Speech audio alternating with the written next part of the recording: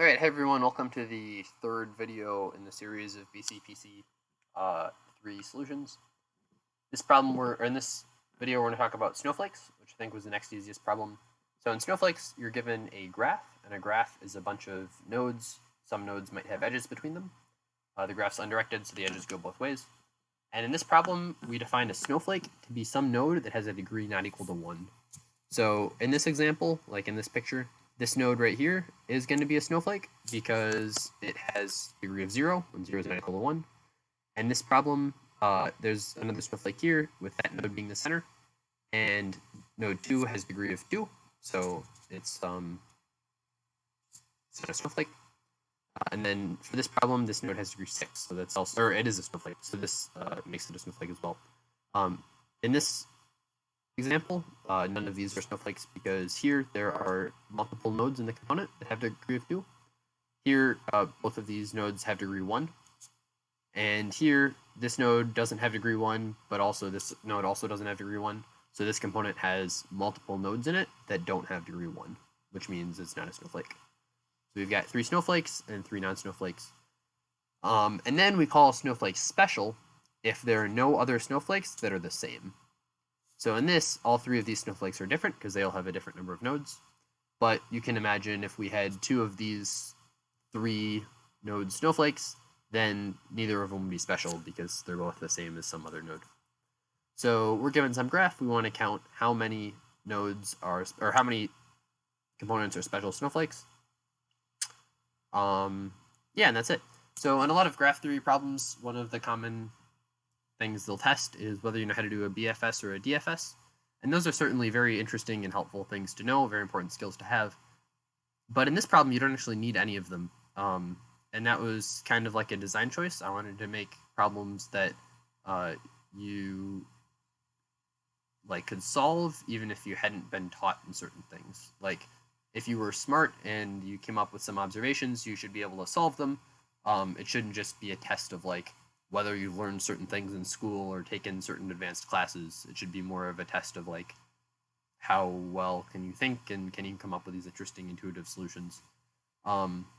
So yeah, for this problem, one thing to notice is if you're the only node that has a degree of 1, or a degree that isn't 1, that means all of the nodes connected to you can only be connected to you. They can't be connected to anything else. And if that's the case, then all of the nodes that are connected to you also have to have degree 1. If they all do, that means they're only connected to you. If any of them have degree 2, then you're not a snowflake anyway. So the only case in which you aren't a snowflake is if all of the nodes connected to you, or is if there's some node connected to you that doesn't have degree 1. And if that isn't a case, that means you are a snowflake. You also have to watch out for the case where you have degree 0. That's kind of a special case. But yeah, so if you are a snowflake, then you just have to make sure that you're the only snowflake with that number of nodes. And then you're good. So then you can add 1 to your counter. So we can implement that real quick, and I can show you what the code looks like.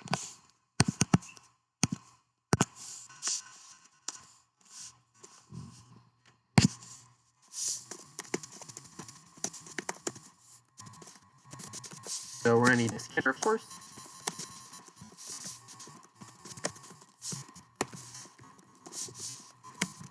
And then we're going to need to know how many nodes there are. And we're also going to need to know how many edges there are. So then we're going to make a list of all of the edges that each node has. So we can do that with an array of array lists.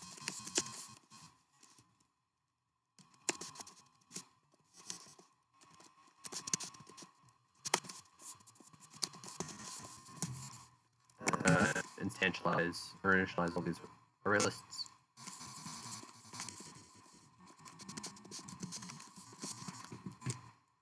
So then once we've done that, what we need to do is we need to read in all of the edges.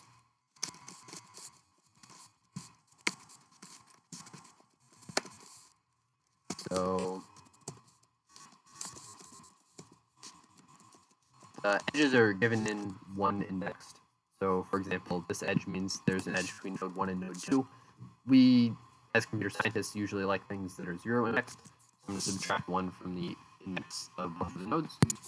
And then I'm going to add the edges to my list of edges. So ATJ equal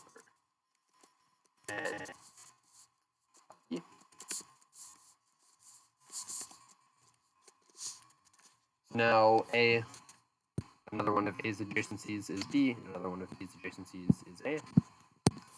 So that's very helpful. Okay, so once we have that all done, then we can go consider which nodes are snowflakes. So we're going to make an int array for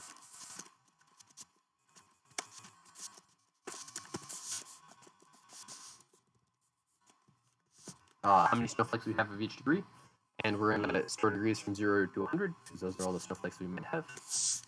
So then what we can do is we can iterate through all of the nodes in the graph.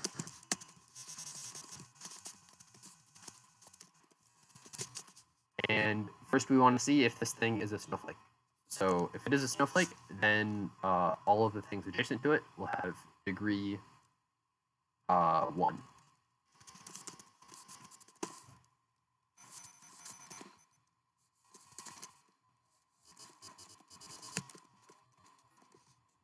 So this means or the center is a snowflake. So also, well, we want to say if the center doesn't have degree of 1,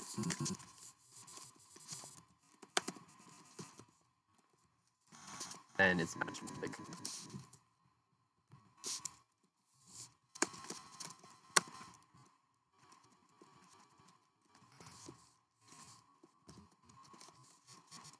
Oh, sorry. That's not true. It needs to have a degree that isn't equal to 1. So if it does have a degree of 1, then it's not a snowflake. So now we're going to look at all of the things adjacent to it. If any of them also could be centers, that means that this center is in a snowflake. Otherwise, so then we want to continue along this header loop. So now, if that isn't the case for any of these nodes, that means now we know center is snowflake. So if that's the case, then we want to increment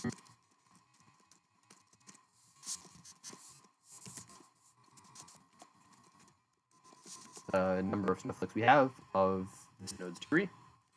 And now we want to count how many special we have.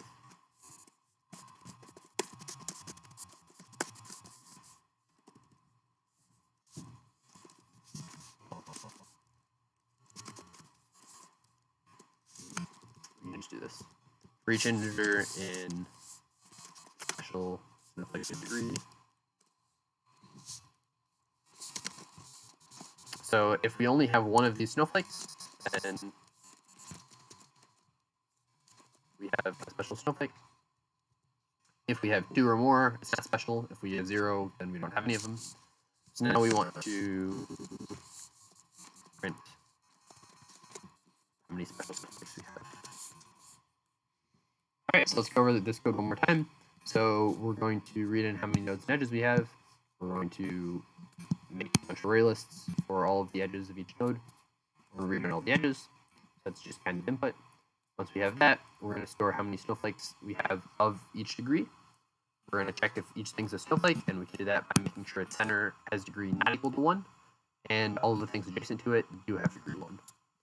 Alright, so if we know that, then we know this thing's a snowflake, so we're going to count it as another thing of that size. Once we have that, we're going to see how many special snowflakes we have, and a snowflake is special if it's the only snowflake of that degree. Alright, cool. So let's run it real quick and see if I have made any mistakes. The sample corresponds to this picture right here, in which there are 3 special snowflakes. So we got that one right. Convenient. And then we can try the sample as well. So that is snowflakes. Hopefully you enjoyed. If you had any questions, feel free to let me know, ask me. And then hope you enjoyed the other videos in the series. Thank you for watching.